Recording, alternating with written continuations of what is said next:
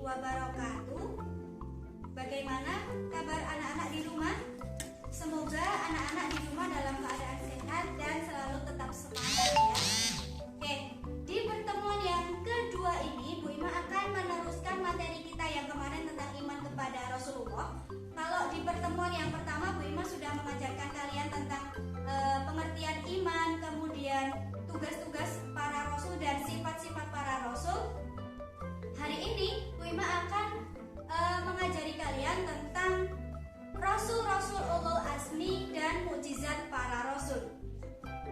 Anak-anak, Allah mengutus para nabi dan rasul di muka bumi ini dengan jumlah yang cukup banyak. Nah, menurut Abu Dzar Al-Ghifari yang diriwayatkan oleh Imam Ahmad bin Hanbal bahwa nabi dan rasul yang diutus oleh Allah itu sebanyak 124.000 nabi dan 313 rasul. Cukup banyak sekali ya. Nah, adapun nabi dan rasul yang tertera di dalam Al-Qur'an ada 25. Ada Adam, Idris, Nuh, Hud, Soleh, Ibrahim, Lut, Ishak, Ismail, Yakub dan Yusuf, Su'aib, Harun, Musa, Daud, Zulkifli, Sulaiman, Ayub, Yunus, Zakaria, Ilyas dan Ilyasa, Yahya, Isa dan Muhammad. Itu semuanya nabi kita umat Islam yang tertulis di dalam Al-Quran. Nah, dari 25 nabi ini terdapat nabi yang disebut sebagai ulul azmi. Ulul azmi yaitu nabi dan rasul yang memiliki keteguhan dalam hati dalam menghadapi cobaan dari Allah. Nah, adapun yang termasuk ulul azmi ada 5 ya, ada Nimim, ada Nuh, Ibrahim, Musa, Isa, dan Muhammad. Selain itu, Allah juga menurunkan wahyu berupa kitab suci kepada beberapa nabi, yaitu yang pertama, Nabi Musa alaihissalam menerima wahyu yaitu kitab Taurat. Kemudian Nabi Daud alaihissalam menerima wahyu berupa kitab Zabur.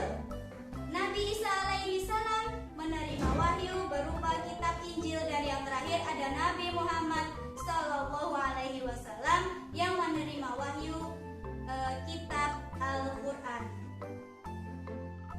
Mengaruniakan wahyu berupa kitab suci, Allah juga memberikan mukjizat atau kelebihan kepada para nabi dan rasul. Beberapa nabi yang menerima mukjizat yaitu yang pertama ada Nabi Nuh. Mukjizat Nabi Nuh ialah dapat membuat perahu yang sangat besar yang memuat semua umat-umatnya yang beriman kepada Allah dan semua jenis hewan yang hidup pada zaman tersebut, pastinya dalam keadaan yang berpasang-pasang. Kemudian yang kedua ada Nabi Musa. Mukjizat Nabi Musa yaitu mempunyai tongkat yang bisa berubah menjadi ular dan membelah lautan. Tangan Nabi Musa dapat mengeluarkan cahaya ketika dimintai bukti atas kerasulannya. Yang ketiga ada Nabi Ibrahim. Mukjizat Nabi Ibrahim, beliau tidak dapat terbakar oleh api saat dibakar hidup-hidup oleh Raja Namrud. Kemudian yang keempat ada Nabi Daud.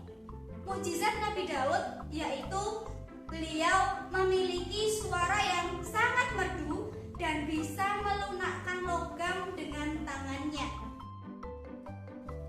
Yang kelima ada Nabi Sulaiman. Mukjizat Nabi Sulaiman adalah beliau bisa berbicara dengan binatang, menguasai jin, dan dapat memerintah angin seperti Avatar ya. Kemudian yang keenam ada Nabi Isa. Mukjizat Nabi Isa, dia bisa berbicara ketika masih bayi, bisa mengobati berbagai macam penyakit yang sulit disembuhkan, bisa juga membuat burung dari tanah dan menghidupkan orang yang sudah meninggal dengan izin Allah. Yang ketujuh ada Nabi Muhammad. mukjizat Nabi Muhammad adalah bisa membelah bulan menjadi dua, dapat mengeluarkan air dari celah-celah jarinya. Dan Al-Quran merupakan mukjizat yang masih ada sampai sekarang sebagai kitab yang paling lengkap dan sempurna serta selalu dijaga kemurniannya sampai akhir zaman pastinya. Dan mukjizat yang terakhir ada peristiwa Isra dan Mi'raj. Dan yang terakhir di bab 1 ini adalah hikmah beriman kepada Rasul-Rasul Allah, yaitu yang pertama, dapat meneladani sifat-sifat mulia dari Nabi dan Rasul. 2. Menjadi hamba yang senantiasa beribadah kepada Allah dan tidak menyekutukannya. Yang ketiga, meningkatkan keimanan dan ketakwaan kepada Allah. Yang terakhir, mendekatkan diri kepada Allah. Baiklah anak-anak, materi kita bab 1 sudah selesai.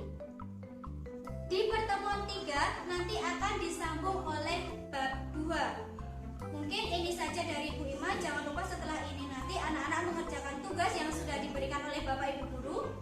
Semangat mengerjakan dan sekian dari Bu Ima. Billahi taufiq wal hidayah. Wassalamualaikum warahmatullahi wabarakatuh.